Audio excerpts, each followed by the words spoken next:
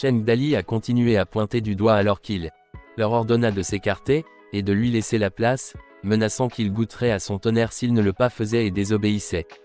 Les Flying Tiger bandits ont crié, alors qu'ils se précipitaient pour s'écarter, tandis que Chang Dalaï les dépassait à plusieurs reprises. Scandant le mot Thunder, tout à coup Gofei qui lui a demandé d'attendre. Cheng Dali a transpiré abondamment, en pensant qu'il avait trop fait. Cheng Dale a regardé en arrière, et a demandé calmement ce qu'il pouvait faire pour Gao Feih, ce à quoi il a répondu qu'il avait beaucoup de chevaux. Il lui a demandé s'il pouvait tous les nourrir. Chang Dalaï a répondu sarcastiquement que même s'il ne pouvait pas les nourrir, il pouvait encore les manger, en rentrant au village avec des chevaux et piller leur voiture en attendant. Il faisait nuit, et le croissant de lune était obscurci par de minces nuages, dans le manoir du seigneur de la ville, dans une pièce éclairée aux chandelles. Le seigneur de la ville était toujours occupé dans son lit, entouré de jeunes femmes avec une liqueur à la main, et un bol de fruits à côté. Dès que le stratège entra dans sa chambre avec le cadavre du jeune maître, et son sang coulant sur le sol, il a appelé le seigneur de la ville à plusieurs reprises. Il s'est agenouillé, et a placé le cadavre du jeune maître sur le sol, en expliquant que le jeune maître avait été pris en embuscade et tué par les bandits. Le seigneur de la ville fut surpris alors qu'il se levait, et ses yeux élargis. Il se leva et son corps tremble alors qu'il criait pour son fils. Le seigneur de la ville pleura en serrant son fils dans ses bras. Le stratège s'agenouilla doucement, soudain, il caressa son épée, et déchaîna un 7 coups d'épée violet électrisant, qui a frappé le seigneur de la ville sur sa poitrine, faisant couler du sang. Le seigneur de la ville s'est effondré mais s'est rapidement levé. Réalisant que le stratège avait tué son fils, alors qu'il plaçait sa paume sur sa poitrine ensanglantée, le stratège a admis qu'il l'a tué. Son épée avait une aura électrisante violette, alors qu'il chargeait vers le seigneur de la ville. Il se plaignait qu'il avait été sur le trône pendant trop longtemps. Le stratège coud le seigneur de la ville à nouveau, mais il a esquivé. Alors qu'il était poursuivi par le stratège, en disant que c'était maintenant son tour, le seigneur de la ville a saisi une longue torche, et a demandé pourquoi, pendant qu'il continuait à se battre. Le stratège a expliqué que c'était une époque de guerre, et que cela deviendrait plus chaotique dans le futur. Le stratège a poursuivi en disant que l'Empire était affaibli, et que de nombreux héros à travers le monde attendaient une décision décisive pour conquérir le monde. Cependant, ce City Lord était devenu un homme inutile qui n'avait aucune ambition, et appréciait simplement des choses telles que comme alcool, viande et femelles. Il répétait qu'il était inutile. Il prendrait le trône, pendant que les demoiselles étaient sur le lit. Le stratège était terrifié par ces remarques, qui ont été un choc pour le. Alors qu'il allait prendre le trône et conquérir le monde, le seigneur de la ville furieux lui a riposté, et lui a rappelé qu'il n'était qu'un bûcheron, quand il était à guerre avec le clan de l'anneau, et n'avait lu que quelques livres inutiles. Il leva les mains et fracassa le stratège. Alors qu'il l'interrogeait en osant aller contre lui s'il ne l'avait pas aidé à l'époque, il ne serait pas devenu le personne qu'il était là. La tête incendiée s'est cassée. Et le stratège a reculé, pendant que le seigneur de la ville continuait en disant que même si l'Empire était affaibli, il serait toujours incapable de prendre le trône. Le stratège B descendit, tandis que sa poitrine a versé du sang en toussant, et a répondu qu'il avait honte de ce qu'on attendait de l'homme qui gardait la ville en sécurité pendant 37 ans. Le surnom de 7e tigre était bien mérité, et il était talentueux comme seigneur de la ville avec un grand bâton dans sa main. Il continuait à dire que le stratège n'était que son chien. S'il ne pouvait pas être un bon chien, alors il n'avait pas besoin de lui. Il lui dit que même garder la ville pendant un mois serait difficile avec ses compétences. Il ajouta que il avait été avec plus de femmes que le nombre de personnes qu'il avait vues, et les personnes qu'il avait tuées pouvaient remplir une rivière. Il affirmait que le stratège n'était qu'un grenouille dans un puits. Les deux stratèges et le seigneur de la ville criaient furieusement, alors qu'ils continuaient à charger et à se frapper. D'un autre côté, soudain, une main de dandy apparut parmi les jeunes filles, et retint le seigneur de la ville, ce qui l'étourdit un instant.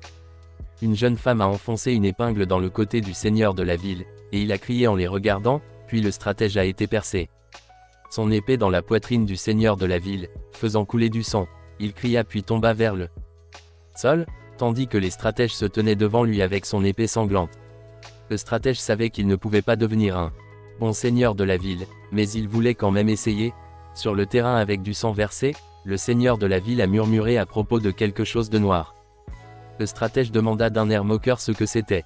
Le stratège s'approcha de lui, alors que le seigneur de la ville murmurait dans son dernier souffle, à propos d'avertir la ville de Blackrock, la porte d'entrée du royaume, de ne pas la laisser envahir par la tribu de l'anneau, que le monde serait dans le chaos. Ce stratège laissait bouche bée, alors qu'il se levait. Il laissa la lueur des bougies près du rideau, alors qu'il faire ses adieux au conseil municipal. Cette nuit-là, le manoir du seigneur de la ville a été incendié, les chauds rayons du soleil brillaient sur le champ de blé du village de Crapaud, tandis que Zhou Shanji réprimandait son maître de village, pour avoir arrêté de paresser, parce qu'il fallait récolter le blé rapidement, avant que le cheval volé ne meure de faim. Un panier plein de blé a été placé au sol, pendant que les oiseaux mangeaient les morceaux restants. Chang Dali a abandonné et a dit qu'il ne pouvait plus faire ça parce qu'il était fatigué. Il fallait couper le blé pour pouvoir le récolter. En sueur et épuisé, la guerrière Lin n'en revenait pas. Un guerrier comme lui ferait une telle chose, pendant que Chang Dale s'asseyait, et s'appuyait sur le rocher en se plaignant d'avoir mal au ventre. Il ne pouvait pas utiliser sa force puisqu'il n'avait plus aucune énergie. Zhou Shenji chargea le blé sur le chariot, pendant que continuait à faire la leçon au maître de son village, pour qu'il cesse d'être paresseux, car il avait déjà utilisé cette excuse hier. Cheng Del se tenait la tête, et se plaignait d'avoir mal à la tête, alors qu'il s'approchait de Zhou Shenji.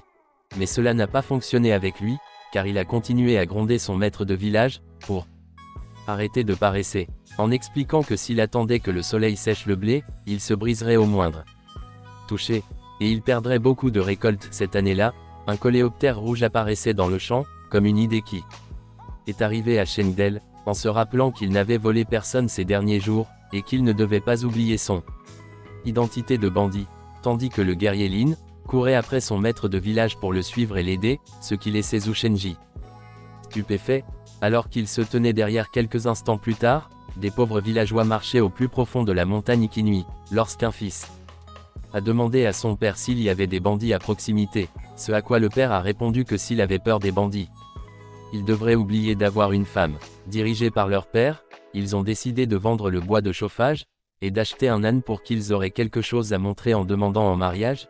Leur père a regardé en arrière, et leur a demandé s'ils ne rêvaient pas de posséder un cheval, comme c'est maintenant leur souhait pourrait être accompli. Pendant que Warrior Lin et Chang Dale se cachaient derrière les arbres, le fils a discuté avec son père que les chevaux et les ânes sont des animaux différents. Son père a demandé quelle était la différence entre eux, tandis que Chang Dale et le guerrier Lin a sauté vers eux. Le père et ses fils ont eu peur, et leurs mâchoires sont tombées.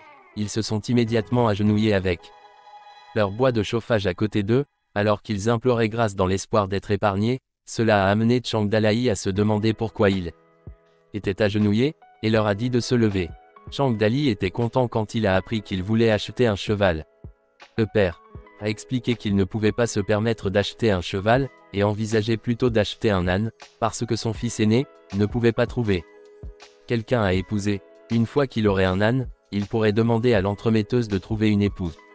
Chang Dali rit et répondit qu'ils avaient de la chance, parce qu'ils vendent des chevaux. Il leur a demandé s'il était excité, heureux, ou s'il se sentait chanceux. Le père a répondu qu'il n'avait pas beaucoup d'argent, ce à quoi Cheng Dali a demandé combien ils avaient. La main du père qui tremblait, alors qu'il a montré ses 2 pièces de cuivre. Chang Dale a reçu les pièces, et a ensuite demandé s'il y avait autre chose au père, qui a répondu qu'ils avaient 4 pains aux légumes sauvages, que leur mère leur avait préparés pour qu'ils les mangent pendant leur voyage. Le guerrier Lin avait reçu un pain aux légumes. Chang Dale a demandé quel était le goût, lorsque la guerrière Lin l'a mangé, et il avait bon goût.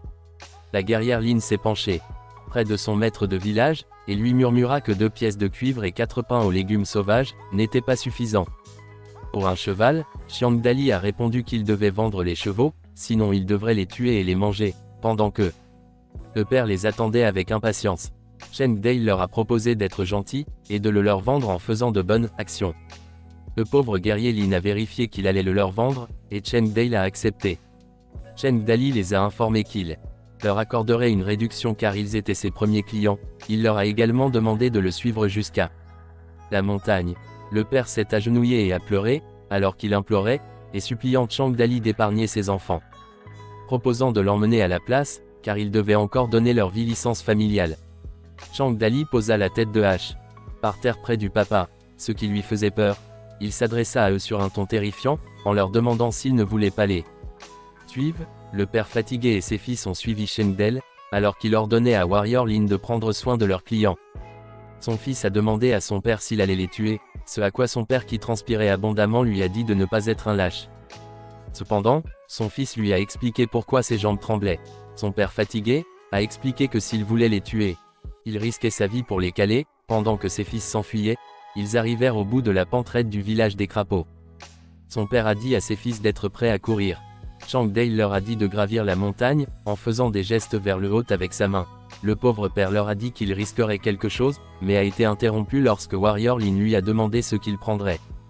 À l'écurie, Changdali s'est penché dessus, alors qu'il les interrogeait, et leur disait de choisir rapidement un cheval en premier.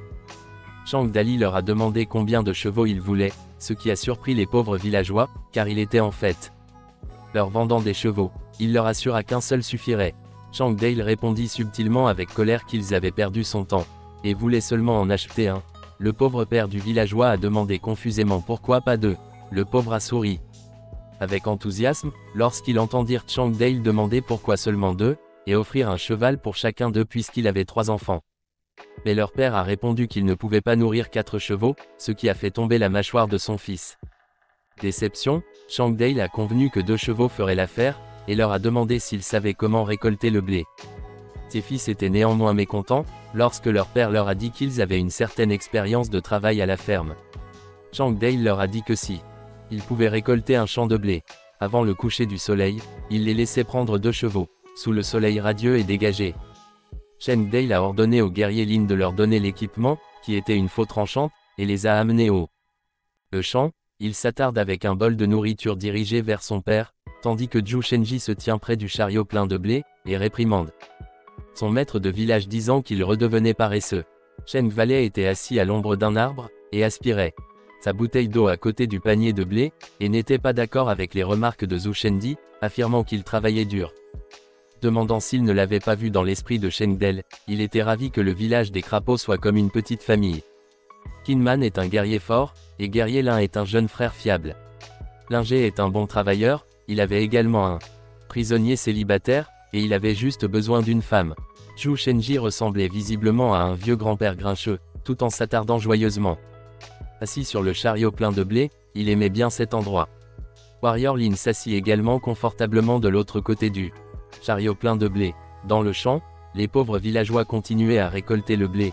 Le fils a demandé à son père s'il le ferait leur donne vraiment les chevaux, auquel son père a répondu qu'il le pensait vraiment, et s'il ne le terminait pas avant le coucher du soleil, il les tuerait. Le ciel devenait orange vif au coucher du soleil. Le pauvre villageois leur demanda s'ils voulaient aussi de l'aide pour moudre le blé. Changdali l'a nié en disant que cela n'était pas nécessaire, et les a laissés aller choisir les 2 chevaux. Changdale, Zhu Shenji et Warrior Lin se tenaient derrière, et les regardaient partir avec 2 chevaux, tandis que le fils du pauvre villageois était excité, quand il a demandé à son père s'il rêvait que les bandits les laissaient reprendre 2 chevaux. À la maison, un coucher de soleil orange flamboyant rayonnait, tandis que les pauvres villageois continuaient à parler pendant qu'ils s'éloignaient. Les bandits étaient de bonnes personnes, ils leur ont donné ces chevaux parce qu'ils les opposaient, ils ont également mentionné que les bandits. Ils ont même récolté du blé, et ont expliqué pourquoi ils ne le feraient pas. Ils ont trouvé incroyable que non seulement les bandits aient récolté du blé, mais ils mangeaient aussi du pain aux légumes sauvages. Ils exprimèrent qu'ils étaient vraiment les dieux. Changdale, Zhu Shenji, et le parent assis près du feu de joie, sous le ciel bleu dégradé avec la lueur éthérée de la pleine lune, lorsque le guerrier Lin est arrivé. Avec un autre soldat, qui a informé le maître du village que quelqu'un souhaitait les rejoindre. Changdali a demandé de qui il s'agissait. Changdali a regardé le soldat et a reconnu qu'il était cet homme d'escorte. Le commandant Wang a raconté comment sa vie s'était déroulée. C'était très misérable et douloureux pour lui le jour où il a échappé à la mort. Il est retourné en courant à Black Rock City, mais a découvert que le seigneur de la ville était mort, et le stratège de Han Xuan se battait avec les gardes fidèles du seigneur de la ville, tuant n'importe qui lié à la ville. Le commandant Wang a continué à dire qu'il ne savait pas s'il était considéré comme une personne proche du seigneur de la ville, mais il pensait que le stratège de Han Xuan ne le laisserait pas s'en sortir facilement, alors le commandant Wang a décidé de s'échapper vers tomber à Leaf City. Puis par coïncidence, il a rencontré la guerrière Lin qui prévoyait de voler quelqu'un, et lui a suggéré de le faire rejoindre le village des crapauds.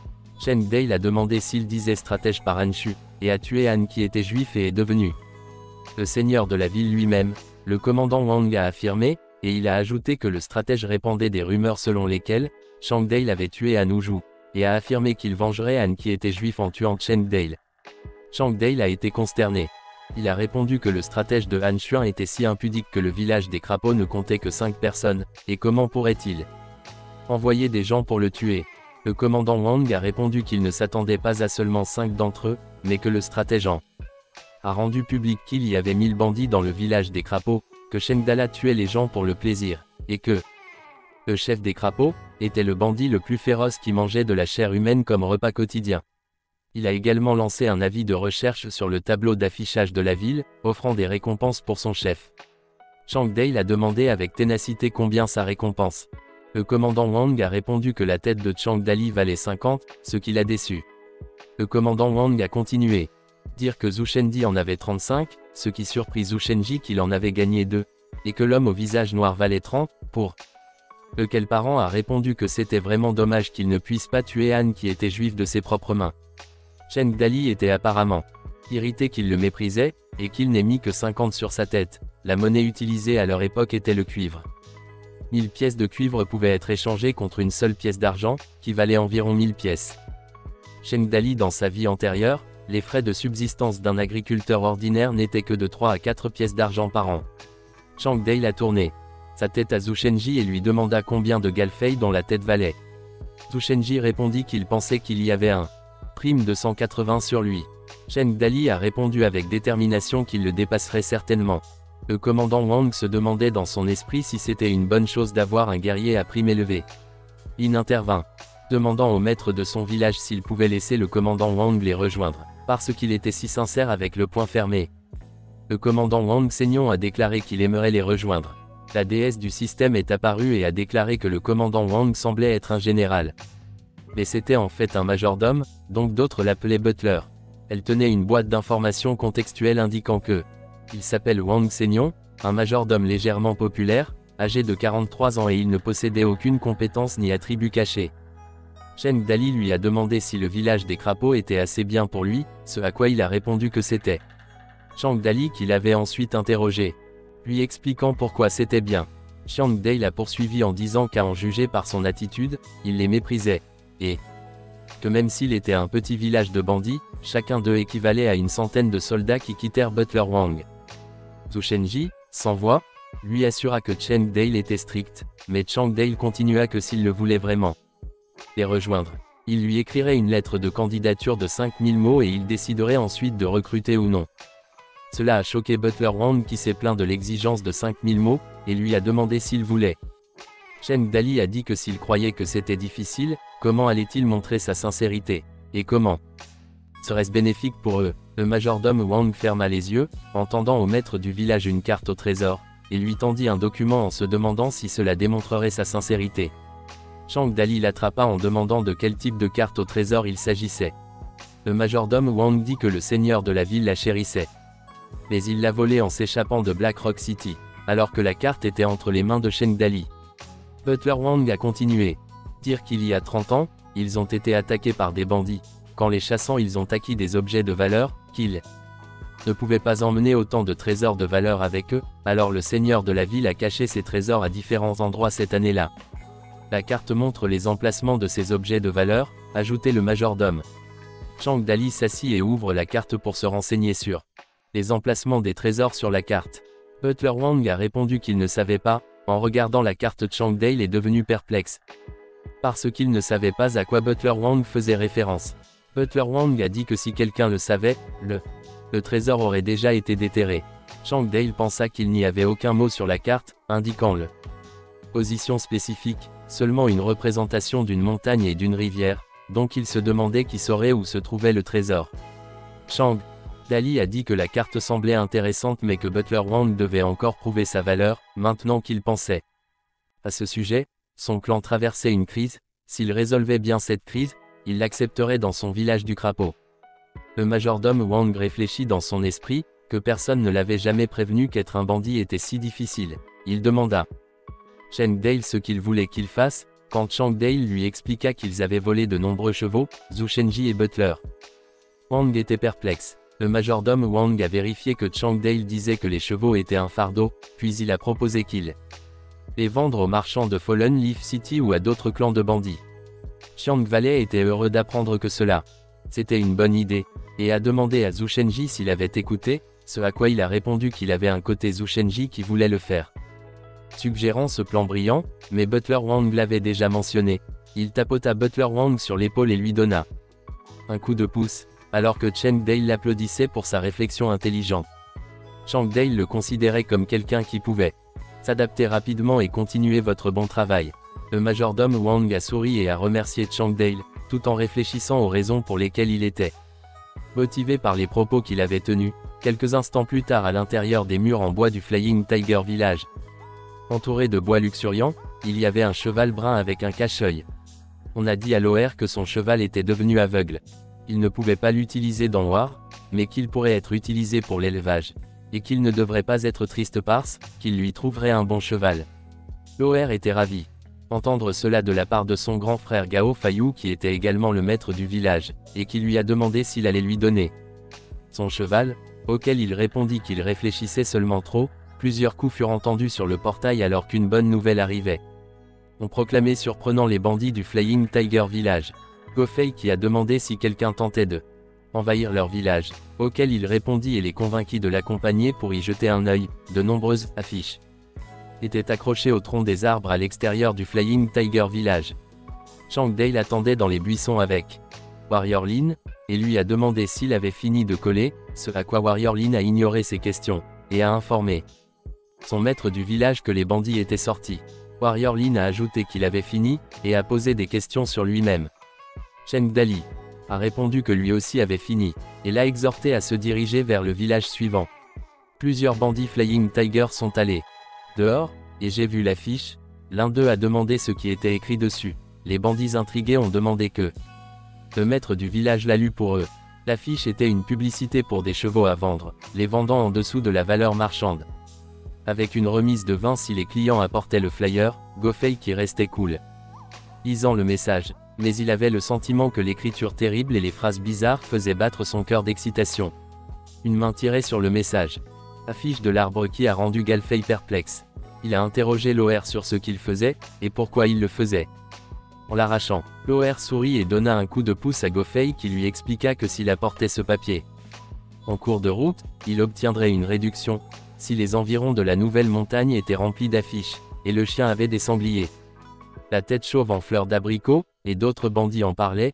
Pour la plupart, d'autres bandits lisaient les affiches. De plus en plus de gens en parlaient et décidèrent d'aller voir ce qu'ils prévoyaient de faire. Avance rapide jusqu'à Changdale, et certaines de ses équipes se tenaient à l'extérieur du village des crapauds, où Zhu Shenji a déclaré qu'il était sceptique quant au fait que quiconque. À quoi Changdale a répondu qu'il n'y avait pas besoin de se précipiter. Changdali lui a dit avec confiance que les affiches prendraient un certain temps à attirer les gens. Butler Wang pensa qu'il venait de rejoindre cette arrogant personne, qu'il semblait toujours rencontrer ce genre de personne, et qu'il se sentait très malchanceux mais il restait silencieux. Attardez-vous. Les fit remarquer et alerta le maître du village qu'ils étaient arrivés, et qu'un essaim de bandits à cheval chevauchait vers le village des crapauds. Changdali a ordonné à son équipe d'avancer rapidement, de préparer leurs chevaux et de ne pas commettre d'erreur. Des bandits se sont arrêtés à l'entrée du village des crapauds, où se tenaient Changdale et Butler Wang, et un bandit a exigé qu'ils ouvrent la porte de leur village, parce qu'ils étaient là pour acheter des chevaux, pendant que Kinman était perché sur le toit de sa porte, se préparant à tirer une flèche, lorsque Changdale lui a dit de tenir sa flèche, ce qu'il a compris et accepté. Cela a irrité un LOR en sueur du Flying Tiger bandit qui a demandé s'il voulait vraiment vendre des chevaux. Gao Fayou, le maître du village du Flying Tiger Village, leur a dit de ne pas être en colère, car il venait sincèrement pour acheter des chevaux, qu'il a apporté la nourriture et a exigé qu'il soit autorisé à voir les chevaux en premier. Changdale a dit à tout le monde de se calmer, en ordonnant à Butler Wang de leur expliquer les règles. Butler Wang a annoncé qu'ils utiliseraient la méthode d'enchère cachée. Gofayou à cheval. C'est Anki de la méthode d'enchère cachée. Butler Wang a déclaré que parce qu'il avait demandé, il avait également demandé s'il pouvait voir le rideau. Sur le rideau était la silhouette d'un cheval qui était gardé.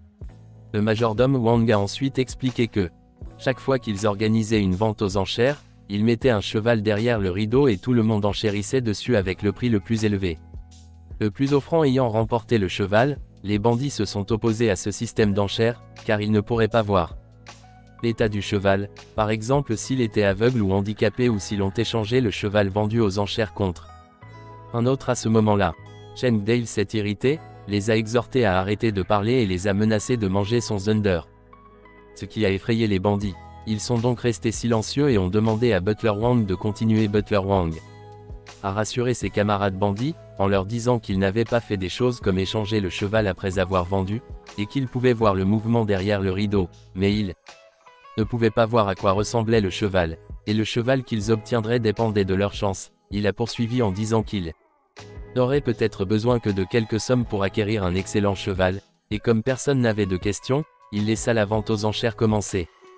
Avec le premier cheval commençant avec un seul sac de céréales, la majorité des bandits restent silencieux et peu disposés. Zhu Shanji a chuchoté au maître de son village ce qu'il devait faire parce que personne n'enchérissait, sur quoi Cheng Dale a répondu avec inquiétude qu'il pourrait s'agir d'un cheval de basse classe. Soudain, une dame a crié qu'elle serait là.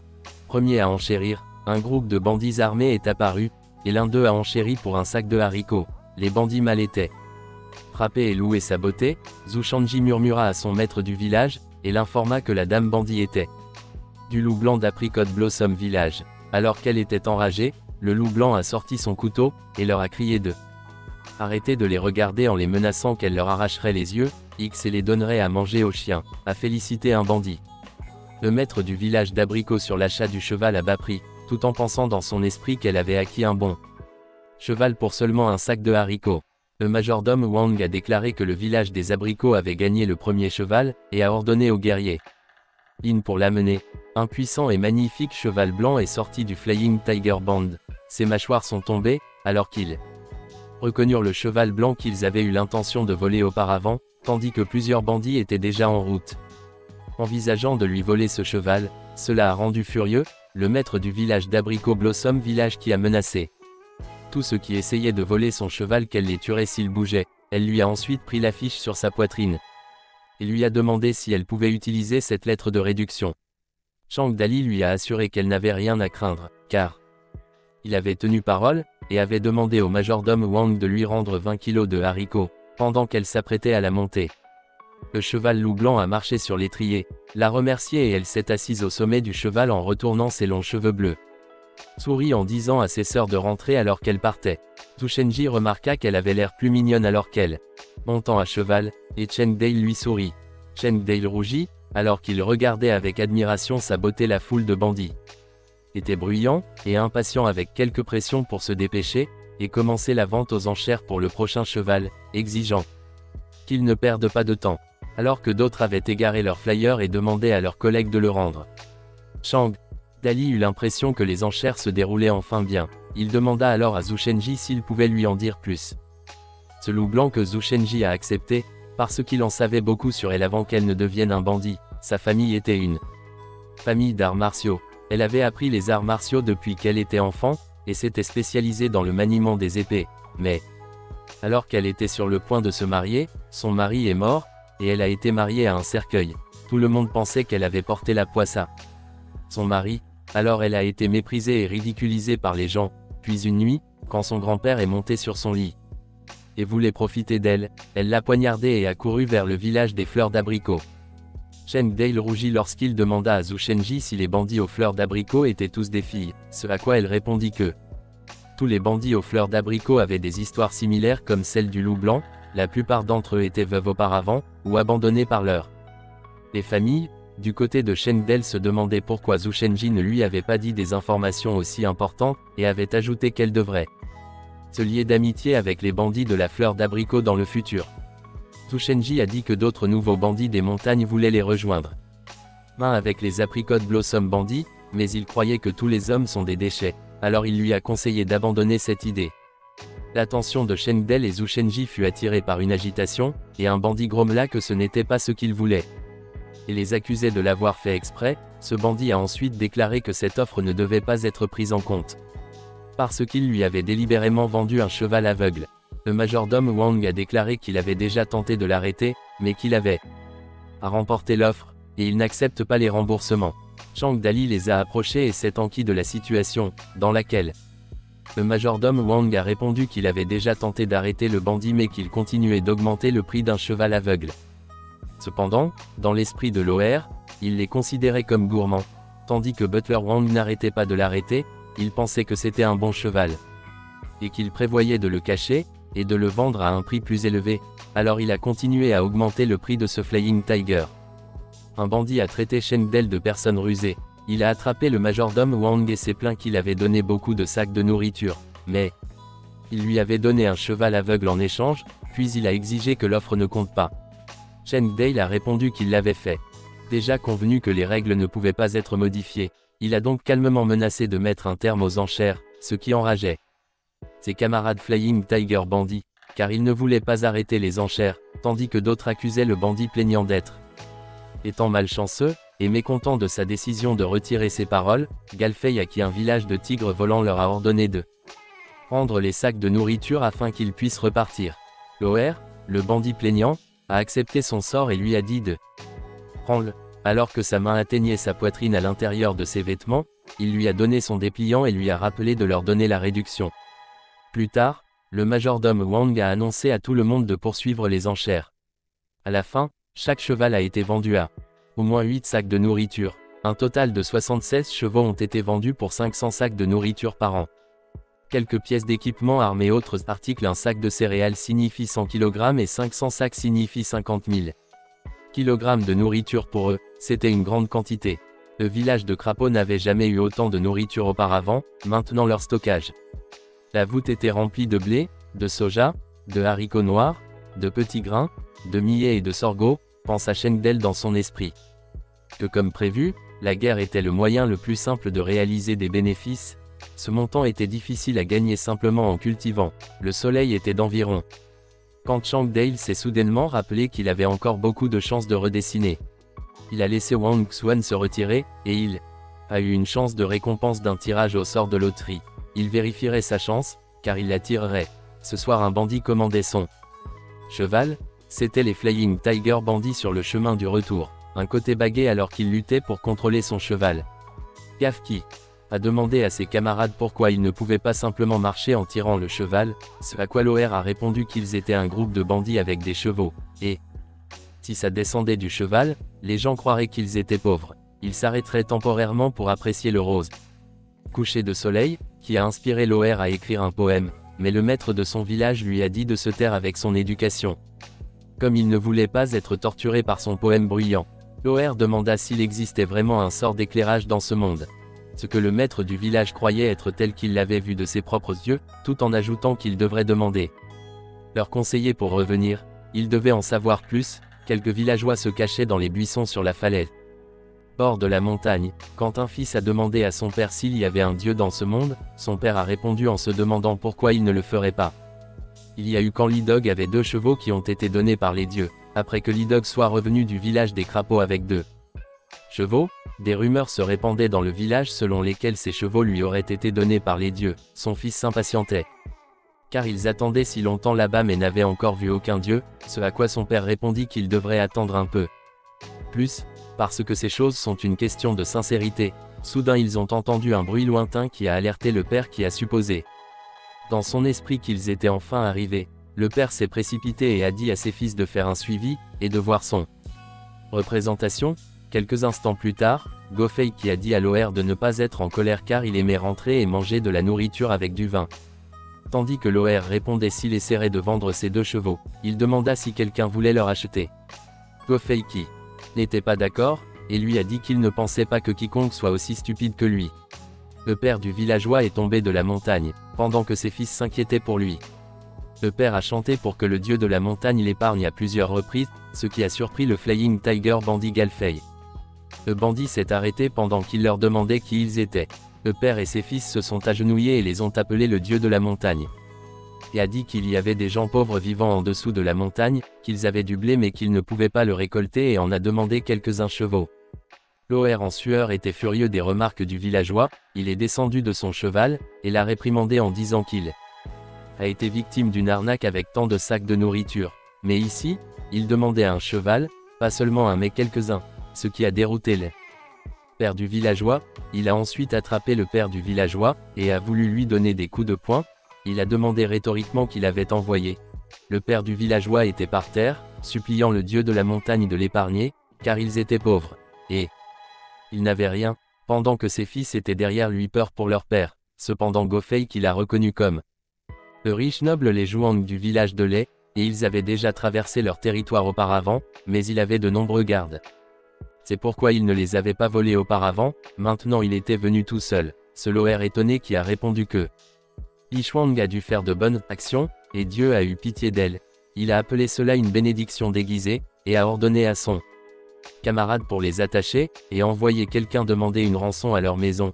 Il faisait presque nuit, et malgré le fait qu'il partiellement obscurci par les nuages, le croissant de lune était visible. Chang Dali claqua des doigts et invoqua la déesse du système. Parce qu'il était temps de tirer à la loterie, le système nous a salué avec enthousiasme, s'est exclamé, c'est parti. Chiang Dale a dit à la déesse du système qu'il ne demandait pas grand-chose, juste un char lance-roquette bazooka ou un hélicoptère.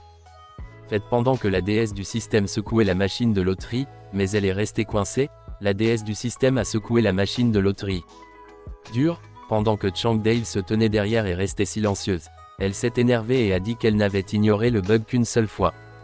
Et maintenant la machine à eau la taquinait. Dans son indignation, elle a donné un coup de pied à la machine de loterie, et une boule de tirage est sortie. Elle fut soulagée qu'il soit finalement sorti, mais il frappa Chang Dale à la tête avant de tomber au sol. Le tirage au sort s'est ouvert et Chang Dali a obtenu le dessin de défense débutant pour le bandit, pensa-t-il à ce moment-là.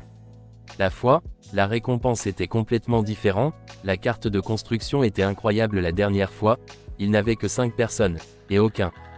On voulait les embêter maintenant, les choses étaient différentes, ils avaient déjà 50 000 kg de nourriture et étaient plus riches.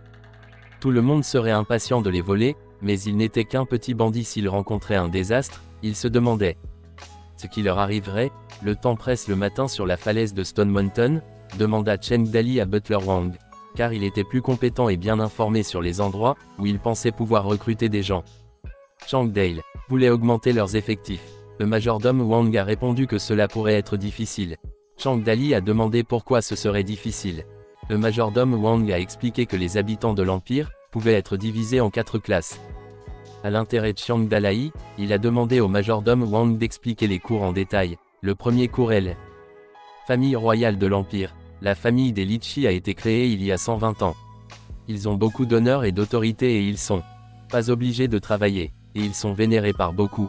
La deuxième classe est l'aristocratie qui comprend les familles nobles, les seigneurs de la ville et les riches marchands.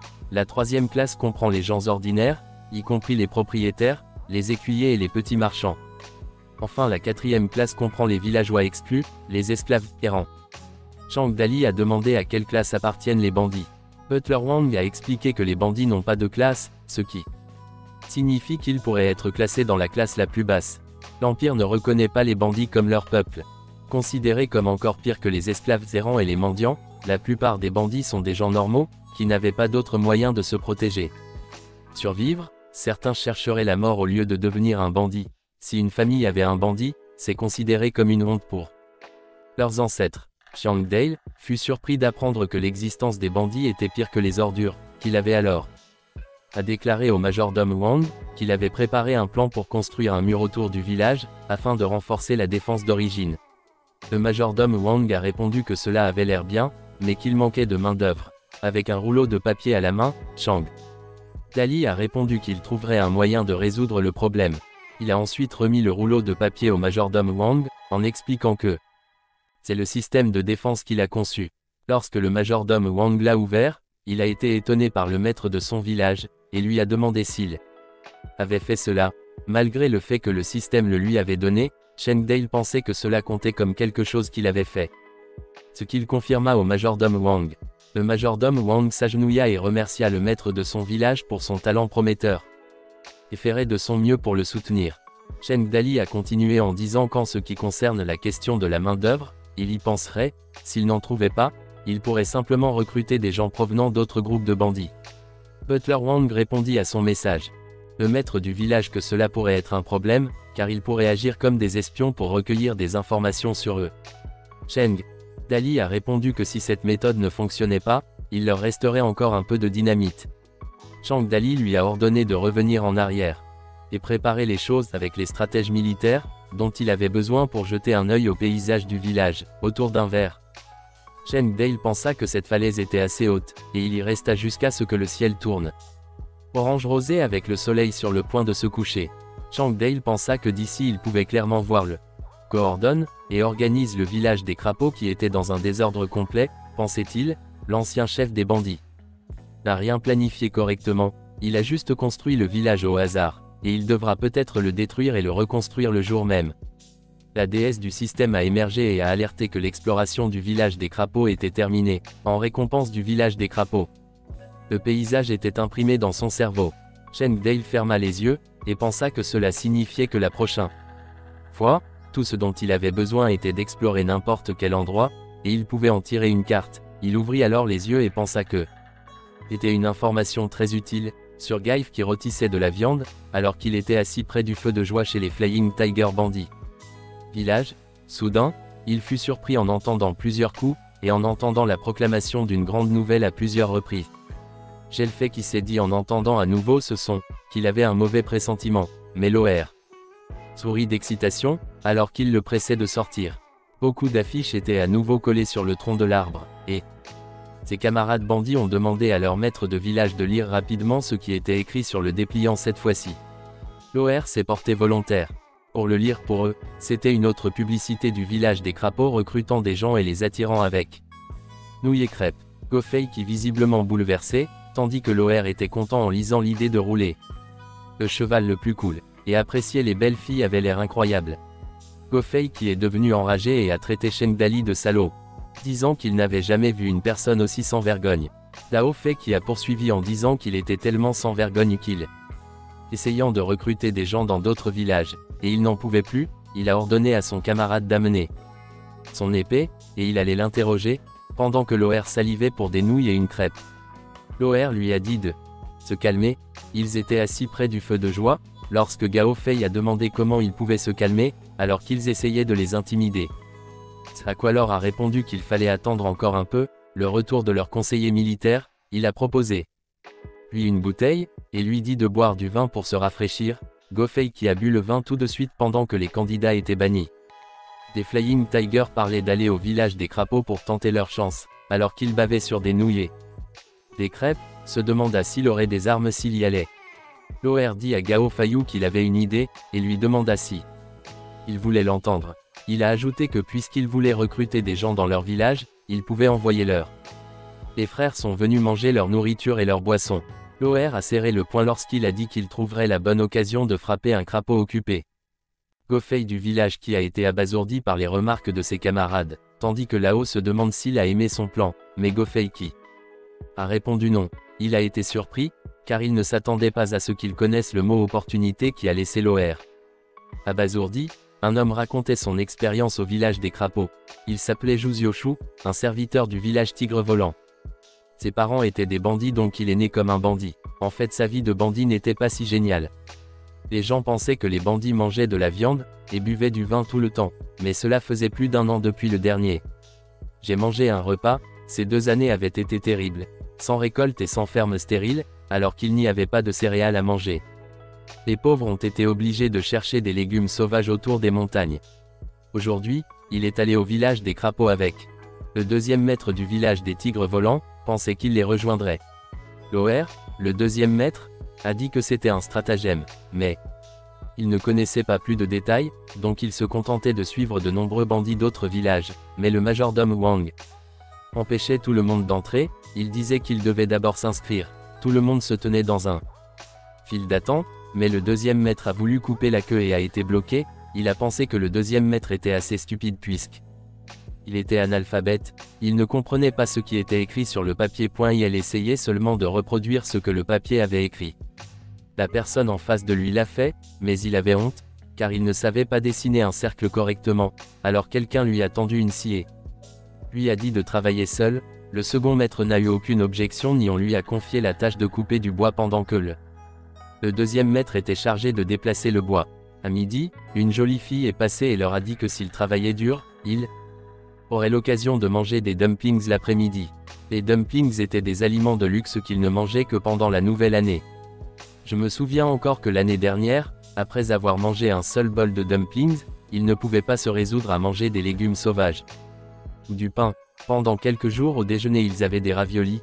Les raviolis avaient la peau blanche et brillante, et il y avait de la viande. Et des légumes sauvages à l'intérieur, il a mangé 3 bols. Il n'aurait jamais imaginé qu'un jour il pourrait manger des raviolis jusqu'à ce qu'il soit rassasié. Alors qu'il se souvenait encore d'avoir été réprimandé l'année dernière juste pour avoir mangé une boulette supplémentaire au cours de la nouvelle année. La nuit, le village de Crapaud leur a donné 5 kilos de nourriture après leur retour dans leur village, dont ils ont parlé à tout le monde. L'événement d'aujourd'hui, tout le monde était méfiant au début et ne croyait pas ce qu'il disait.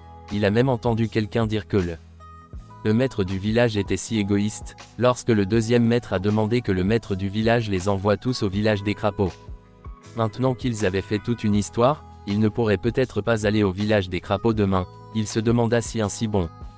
Quelque chose pouvait lui arriver tous les jours, donc juste au cas où il ne lui permettrait pas de partir, il s'enfuirait tout seul un jour. La journée de travail au village des crapauds valait 5 kilos de nourriture. S'il travaillait encore quelques jours, il n'aurait pas à le faire.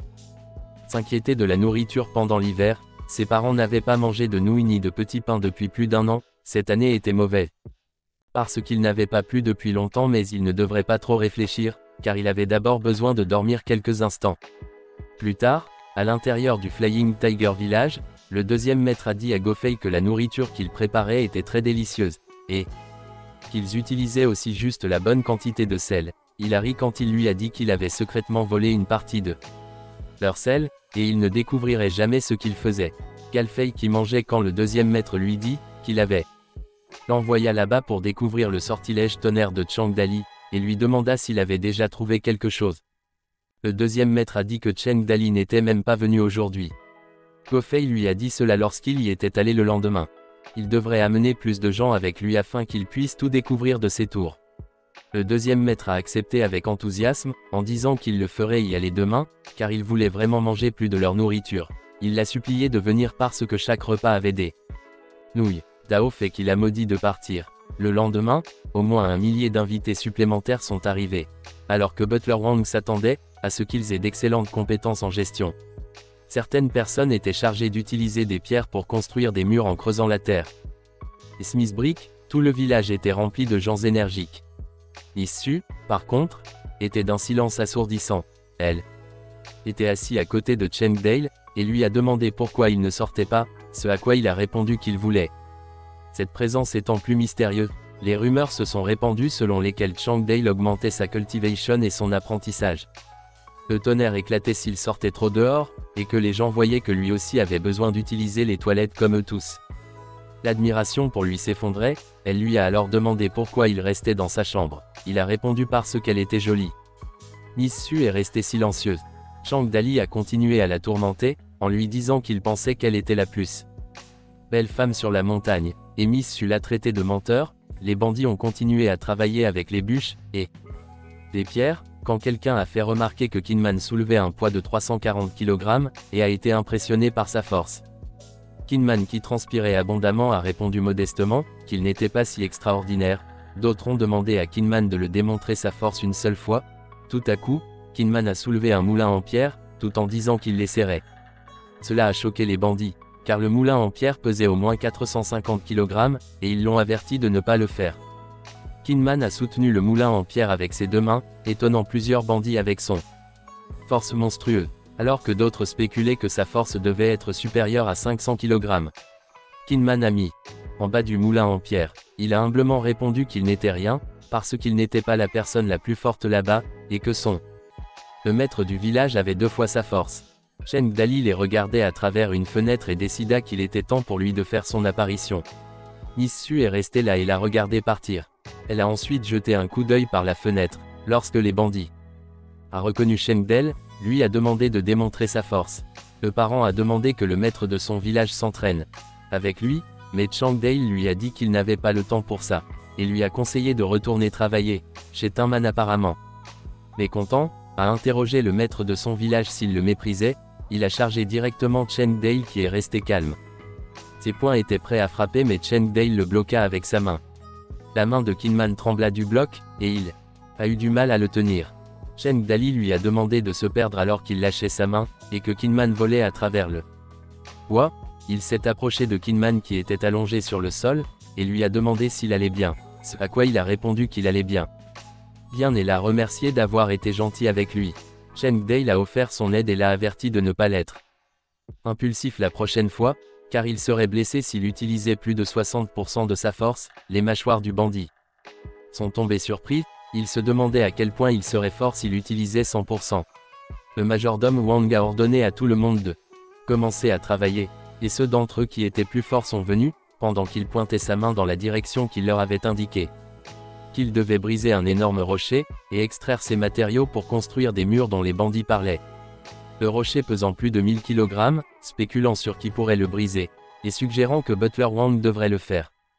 Essayez-le lui-même, un autre bandit a suggéré au maître du village des crapauds de le faire, car il a une force monstrueuse, et pourrait facilement le briser. Butler Wang a demandé au maître de son village s'il prendrait la peine de briser un rocher, sur lequel Cheng Dale a répondu qu'il ne devrait pas venir lui demander de faire de si petites tâches. Il leur a également fait signe de reculer pendant que, étendant ses deux mains, Cheng Dale fit un geste de la main pour appeler un éclair. Une explosion explosive se produisit sur le sol, ce qui a provoqué un bruit fort et des débris volant partout. Les bandits ont été surpris et ont utilisé leurs mains pour bloquer les débris. Cheng Dali a continué à faire des gestes avec ses mains, et leur a encore une fois dit de ne pas le déranger avec de petits des choses comme celle-ci.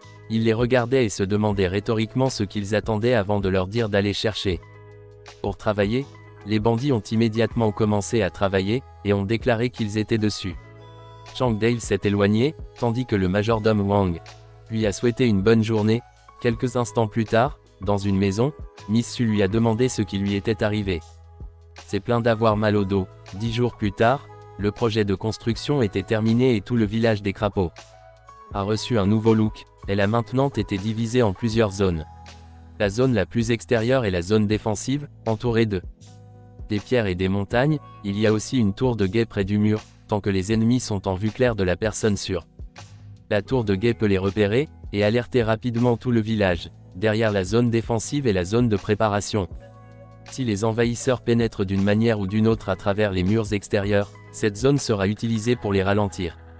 Elle comprend une zone de travail, une écurie, une forge, un hôpital, et de nombreuses autres installations nécessaires. Des toilettes publiques a également été construit à proximité de l'écurie, car les engrais artificiels sont également importants.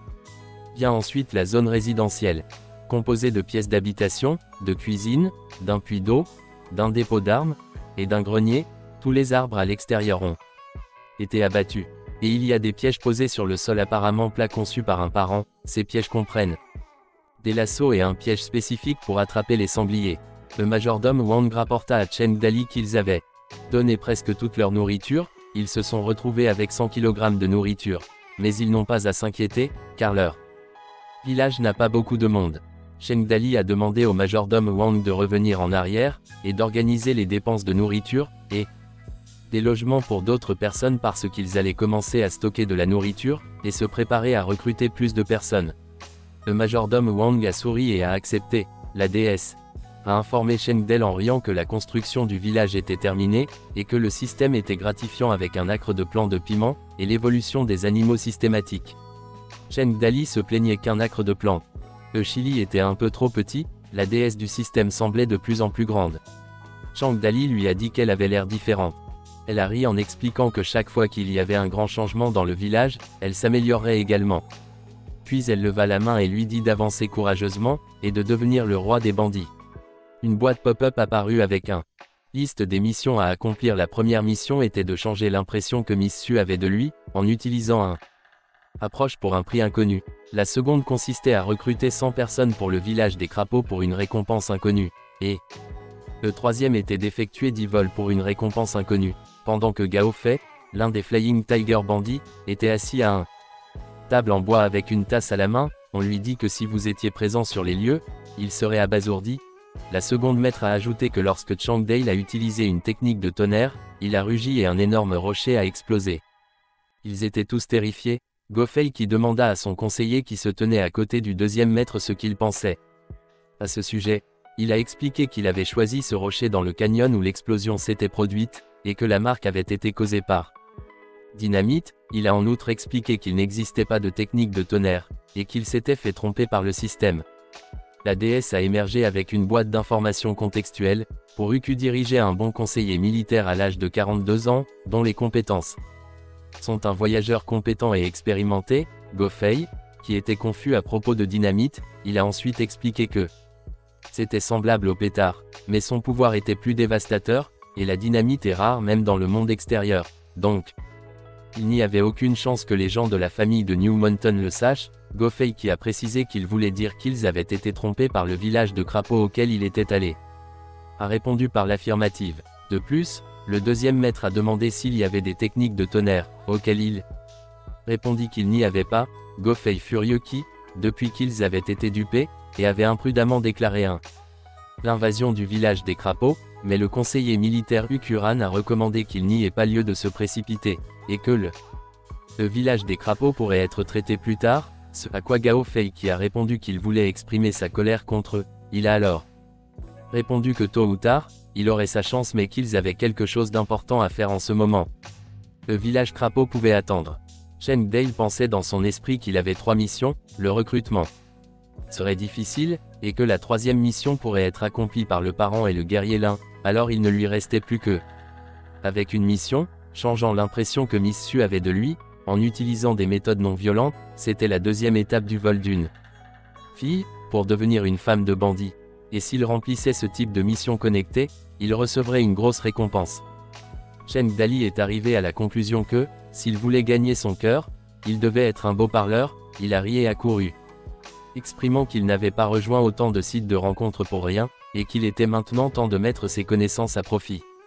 Utiliser cela a confondu la déesse du système. Quelques instants plus tard, il a appelé Miss Su. Elle l'a regardé quand Cheng Dalai a ajouté nonchalamment je t'aime à elle. Miss Su s'est éloignée, le laissant abasourdi. Cheng Dale pensait que sa réponse était censée être différente, parce que dans son esprit, Miss Su rougirait quand il lui dirait que je t'aime bien, même si Cheng Dali était déterminé a décidé de poursuivre le plan B, puisque le planète avait échoué. Il la suivrait donc partout, et lui dirait discrètement ces choses comme l'endroit où il avait déjà vu cette belle femme, mais Miss Su l'ignorerait. Cheng Dale ferait référence comme sa chérie, et lui demandait où elle allait mais elle l'ignorerait.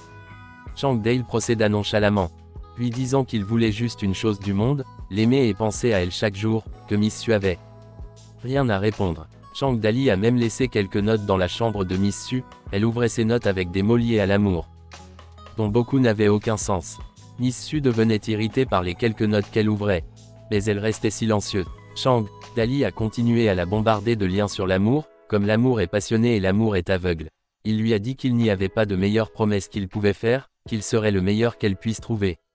Miss Su était souvent surprise par ces déclarations. Cheng Dale a persisté à lui dire de le garder dans son cœur plutôt que dans sa tête, parce que l'esprit oublie mais le cœur se souvient toujours qu'il l'aime. Il s'est appelé son chéri. Finalement Miss Su l'a remis.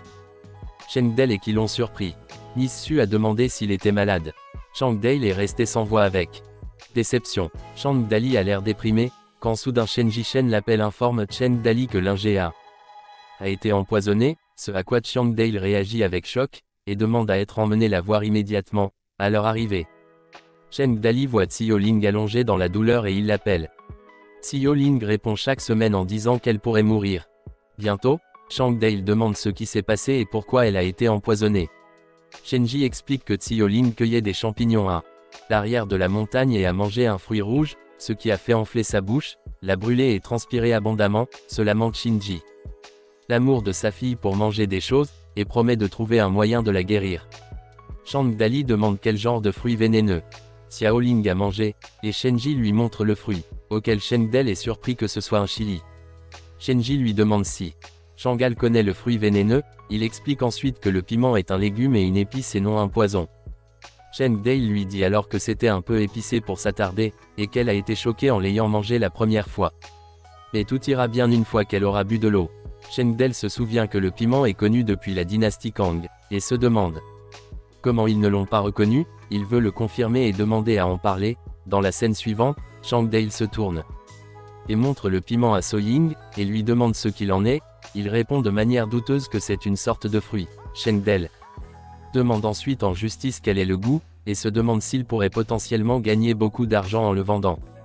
L'ayant déjà essayé exprime sa curiosité, Chengdale lui propose d'y goûter compte tenu de son opinion. Pendant ce temps, Chengdale réfléchit au fait que même So-Ying ne reconnaît pas le piment, ce qui indique qu'il n'existe pas à cette époque. Il rappelle que le chili a mis du temps à se faire connaître dans le monde entier, et qu'il l'a obtenu très tôt. Grâce à la récompense d'Assystem, le considérant comme un objet luxueux avec une forte association avec la richesse, selon les goûts des poursuites. Le piment et le trouve épicé. Chengdale déplace la conversation, en remarquant que cela fait plusieurs jours que la poursuite n'a pas eu lieu. Et se demande si personne ne viendra la racheter parce qu'elle ne veut pas. La réaction de So-Ying montre irritation et surprise face aux commentaires de Chengdale. Chengdale assure que même si le monde entier trahissait il ne déclarerait pas qu'il trahirait le monde entier juste pour être avec elle. Chengdale sourit largement. Peu de temps après, Xiaoyu arrive et annonce qu'il a fini de chasser. Chengdale demande si Xiao tu as attrapé quelque chose. Cela en vaut la peine. Et Xiaoyu répond qu'il n'a attrapé qu'un lapin et une fille qui prétend être une servante des familles Xiu. Un enfant intervient en accusant Chengdale d'avoir mangé leur miss. Chengdale exprime sa surprise qu'une telle jeune fille viendrait à la nouvelle montagne. So-Ying reconnaît la jeune fille, alors que Xiaoyan l'appelle. Xiaoyi exprime soulagé que la plaignante soit toujours en vie, et mentionne qu'elle craignait d'avoir été mangée par eux. La poursuite la rassure. Xiao vous dit qu'elle a bien fait, puis Xiao il demande si Chengdale l'a humiliée, ce à quoi So-Ying confirme qu'elle va bien. Pendant ce temps, Chengdale sent que la famille Xiu pourrait être confrontée à des problèmes, alors il décide d'appeler San Yuan et Xiao. Vous comprenez mieux la situation, car Xiaoyu part à la chasse, il envisage initialement de voler quelqu'un, mais il est surpris. Quand seule une petite fille s'approche de lui, elle se présente comme la servante d'Asia, et révèle qu'elle est venue spécifiquement à King New Mountain pour trouver Sui malgré le danger potentiel.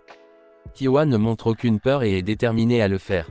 Localiser So-Ying à tout prix au départ, Xiaoyu a l'intention de renvoyer Xiaoyi à Fallen Leaf City, mais quand elle apprend que Xiaoyu vient du village des crapauds, elle insiste pour l'accompagner, et l'accompagner après avoir entendu l'histoire. Chengdale et Senuan ont tous deux exprimé leur incrédulité. Ils se demandent pourquoi elle n'a pas crié à l'aide si elle rencontrait d'autres bandits.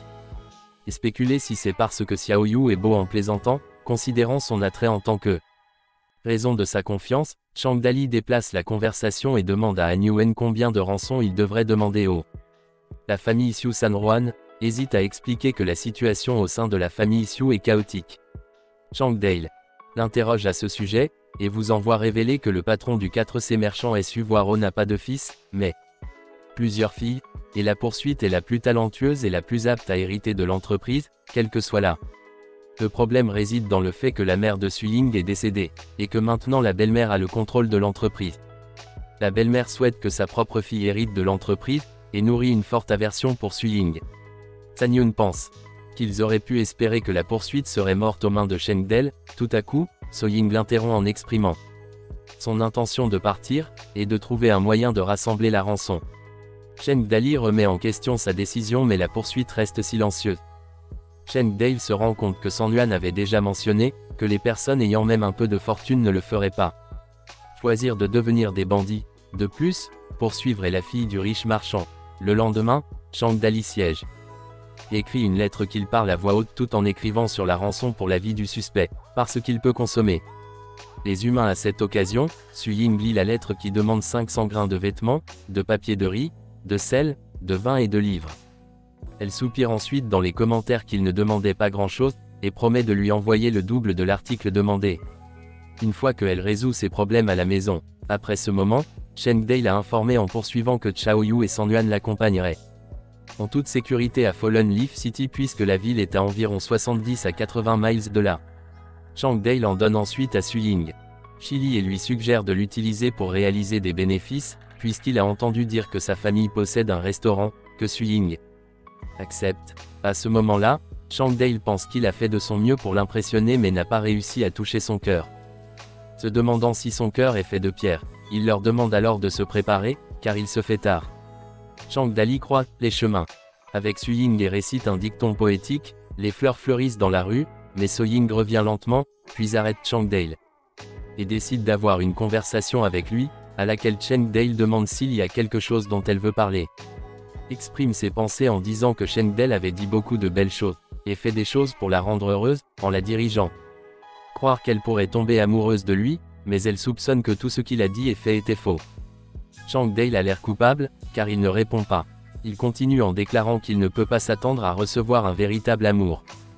Lorsqu'il n'a offert que de faux sentiments, elle a souligné que qu'il soit sincère ou non avec elle, n'est pas important, et c'est la même chose. Pas pour sa sincérité envers lui. Cheng Dale lui a demandé si elle voulait quelque chose, elle a répondu qu'avant d'enchérir. Adieu, elle voulait simplement qu'il soit honnête, et lui dise un sentiment authentique. Cheng Dale réfléchit à ce qu'est un sentiment réel. Serait en train de réfléchir au sentiment qu'il avait ressenti, lorsqu'il l'avait vu pour la première fois, il s'est ensuite penché et lui a murmuré quelque chose à l'oreille. Cheng Dale a dit à Suyin que lorsqu'il l'a vu pour la première fois, il est devenu dur et a commencé à s'éloigner de Suyin, sans comprendre ce qu'il voulait dire lui, demandant de clarifier. Cheng Dale est choqué et embarrassé par ce qu'il a dit, et ne sait pas comment répondre. Cheng Dale rougit, elle demande à nouveau ce qu'il voulait dire, il reste silencieux, la faisant bouder et s'en fiche, et lui disant qu'elle en parlerait à quelqu'un d'autre. Cheng Dale devient frénétique et lui demande de n'en parler à personne, mais finit par le dire. Prétendant qu'il lui dira une fois qu'ils se reverront plus tard. À ce moment-là, Cheng Dale pense que Suyin n'a que 17 ans. Et a probablement une mentalité selon laquelle s'embrasser pourrait conduire à une grossesse, il la considère comme une jeune et innocente, manquante de connaissance de ces sujets, il se rend compte qu'il a dit, et fait beaucoup de choses qui peuvent paraître stupides ou risibles. Se demande si le cœur de So-Ying est comme un abîme, il se demande même s'il s'est trompé au milieu de ses pensées. Le système avertit de l'achèvement de la deuxième étape du vol d'une femme, avec une récompense d'une arbalète lourde, mais autre. Des notes indiquent que les conditions n'étaient pas réunies, empêchant le déclenchement de la phase 3 de la mission, alors que le soleil se couche à l'intérieur de la voiture. Sioyi exprime son choc en mentionnant qu'elle ne s'attendait pas à ce que Cheng Dale les laisse partir. Elle sent alors que quelque chose dérange Suying. Alors Ziwa demande si elle a quelque chose en tête. La poursuite demande à Xiaoyi ce que cela signifie. Quentin. L'homme dit qu'il est dur, mais Xiao est sceptique quant au mot en question, en arrivant à Fallen Leaf City. La nuit, Suying se demande si le cœur de Cheng Dale est endurci, après avoir fait ses adieux. Du côté de Cheng Dale, il trouva l'arbalète lourde de la récompense qu'il prévoyait d'utiliser pour se défendre. Tinman demanda où se trouvait l'arbalète que venue d'inciter. Cheng Dale a suggéré de la placer sur la tour de garde, après que Cheng Dale a décidé de la nourrir et faire pousser du piment. Il s'est souvenu de son expérience passée dans la culture de plantes, et a pensé que cela ne devrait pas être trop difficile. Il a pensé au processus de séchage du piment, et d'extraction des graines. Il a également prévu de fertiliser le sol, en creusant de petits trous plantent les graines, et les recouvre de terre. À ce moment-là, Shenji interrompit le processus de pensée, et a suggéré de descendre la montagne pour voler quelqu'un. Mais Cheng Dale a rejeté l'idée, et a accusé Shinji de ne pas vouloir. Pour aider à la culture du piment, sous la montagne Qingmu lorsque le loup blanc s'est approché de Cheng Dale, se demandant pourquoi il était venu voler quelqu'un par temps chaud. Cheng Dale a répondu et a prétendu être un professionnel bandit. Il a alors demandé pourquoi elle devait venir à cet endroit par temps chaud, laissant entendre qu'elle le cherchait. Dans réponse du loup blanc, a mentionné avoir reçu des informations sur une opportunité prometteuse, et s'est demandé si Cheng Dale serait intéressé à coopérer avec eux. Cheng Dale a suggéré de discuter de la question au loup blanc du village. A remarqué les plants de piment et les a pris pour des fruits. Cheng Dale a précisé qu'il s'agissait de piments et en a offert quelques-uns à White Wolf pour la cultivation, mais White Wolf n'a pas répondu. S'y appliquer plus tard, Cheng Dale lui offrit une tasse, pendant qu'il s'excusant, car il ne pouvait lui servir que de l'eau de puits, il lui a ensuite posé des questions sur l'opportunité à venir dont elle parlait. À propos du loup blanc a révélé qu'un lot de cadeaux d'anniversaire serait transporté à travers King New Mountain dans un mois. A ensuite proposé que Cheng Dale et son groupe fassent équipe pour voler ces cadeaux. Cheng Dale s'est demandé si les cadeaux provenaient de Zuban Xuan, auquel le loup blanc a confirmé. Un sourire narquois croisant ses lèvres. Le loup blanc a expliqué que Zuban Xuan, qui avait occupé la ville, devait apaiser les forces locales, et obtenir le soutien du seigneur de la ville de Yuju, pour stabiliser sa position. Le loup blanc a suggéré que le nombre de cadeaux serait important, et qu'ils utiliseraient l'itinéraire spécifié. Elle a proposé une alliance mettant en valeur leurs forces combinées, et leur potentiel de devenir riches. Cheng Dale hésite à déclarer qu'il ne peut pas tuer des innocents à cause de son sortilège divin, craignant le châtiment du ciel. Le loup blanc exprime sa déception face à l'indécision du Chang Dalai, et retire l'offre de coopération. Cheng Dali envisage de participer mais ne veut pas risquer de perte, avant que le loup blanc ne quitte, Chang Dale lui propose des plants de piment en lui suggérant de les cultiver. Une fois que les piments auront atteint leur pleine maturité, elle pourra les échanger avec eux. Le loup blanc du village pour ce sourire insiste pour que Cheng Dalai garde les piments pour lui. Plus tard dans la nuit, un bandit de la famille juive s'est approché du village des crapauds à la recherche de Chang Dale, et lui a demandé d'emprunter des graines pour l'agriculture, et en promettant de leur restituer le double de ce qu'ils ont emprunté. Chang Dali pense que la famille des bandits juifs a un petit nombre de membres, pour la plupart des personnes âgées et des enfants, et il manque à la fois de main-d'œuvre pour l'agriculture et de sièges. Chang Dali demande lui s'il cultive du piment, ce à quoi l'homme le questionne. Chang Dali suggère qu'il cultive du piment et leur propose des graines à reprendre et à cultiver. Il explique ensuite que le chili est un produit précieux et peut être échangé pour d'autres produits alimentaires tels que le blé, les graines de soja et les châtaignes. Il dirige le bandit vers San Juan pour obtenir le piment.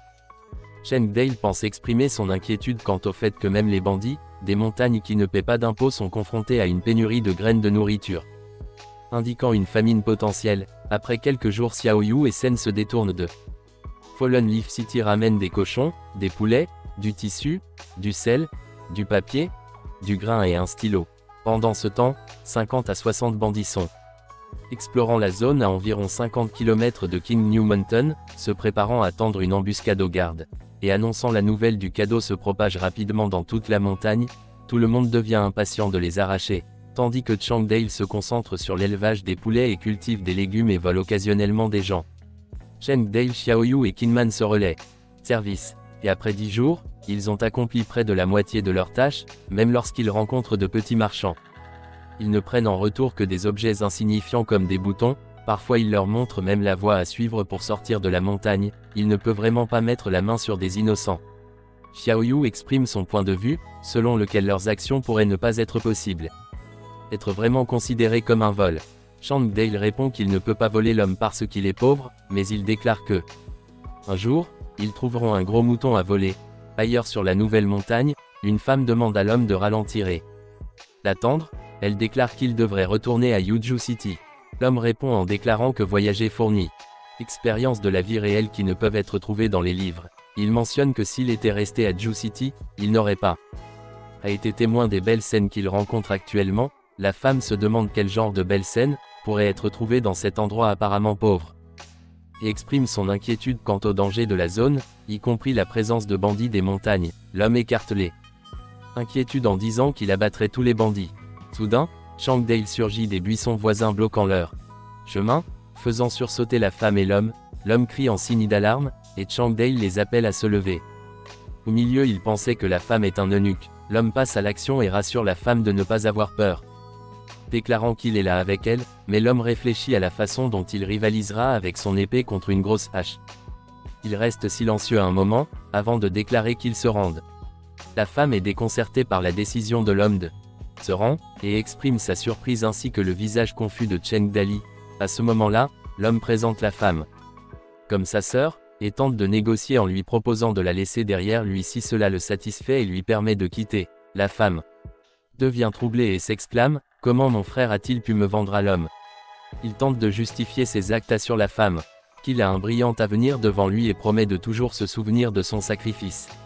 La femme est bouleversée, elle le gronde, traitant de salaud et exprimant son incrédulité à l'idée qu'il envisage de la vendre.